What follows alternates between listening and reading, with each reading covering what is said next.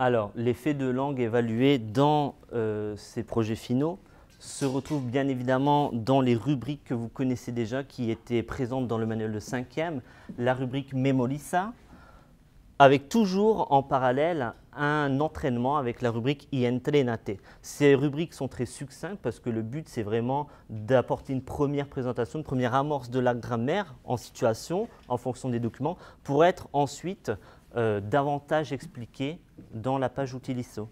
Et pour permettre aussi, pareil, de cibler ces objectifs, en particulier en 3e, où l'année prochaine on récupère des élèves qui ont fait une année d'espagnol, il y a plusieurs possibilités dans le Memorisa, des objectifs un petit peu plus compliqués, un petit peu plus simples, qu'on peut vraiment adapter par rapport à sa classe et au niveau de la classe. Donc ces rubriques, vous les connaissez déjà. Alors, la double page Utilizo, donc déjà elle est colorée, elle est illustrée, je pense que c'est important pour vraiment donner envie. La grammaire, ça a le droit aussi d'avoir de la couleur, ça a le droit à sa petite mascotte, donc c'est important. Et la grammaire, voilà, il faut voir le côté pratique et le côté théorique. Donc là, on a un petit peu les deux. On part du constat. Ensuite, il y a l'explication pour terminer par les exercices. Cette double page, elle est intéressante aussi parce qu'avant une évaluation, avant un projet final, justement, les élèves peuvent aussi l'utiliser d'eux-mêmes.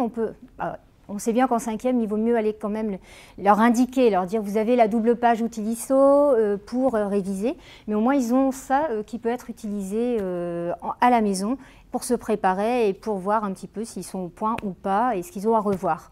Et poser des questions éventuellement au cours suivant sur les points qui leur semblent un peu plus obscurs.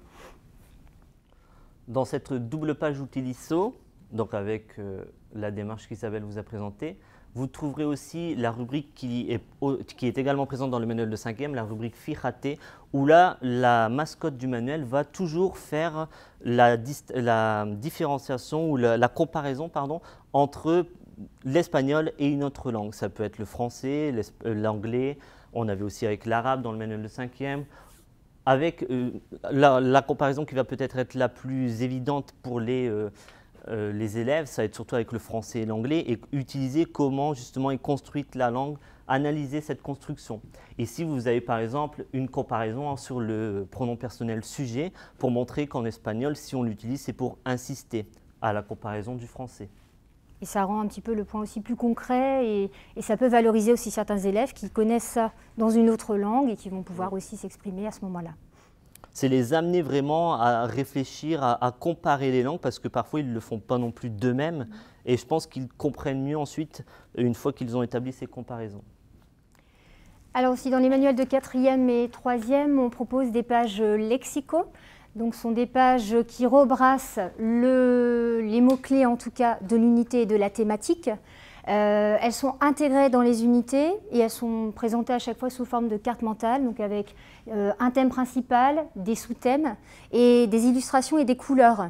Et il y a un code couleur qui est intéressant puisque vous avez par exemple ici une flèche, enfin on n'appelle pas ça une flèche mais une branche orange et vous avez la couleur orange pour l'application, il y a des exercices d'application.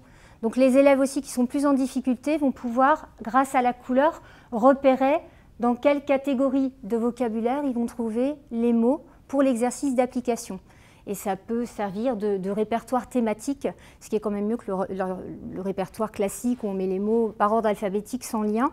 Là, il y a un vrai lien, un vrai lien thématique entre les mots et ça peut aussi leur être bien utile avant une expression écrite, avant une expression orale en continu. Donc c'est vraiment un atout, je pense, pour les élèves qui devrait leur faciliter la vie. Et elles suivent la progression de l'unité. On part en haut à droite, comme toute carte mentale, du lexique vu en général dans le passo 1 pour terminer sur celui vu dans le passo 3. Une page très connue et qui a fait partie du succès de la collection, qui est la page Medivialto. Notre volonté depuis toujours, ça a été d'apprendre aussi en s'amusant.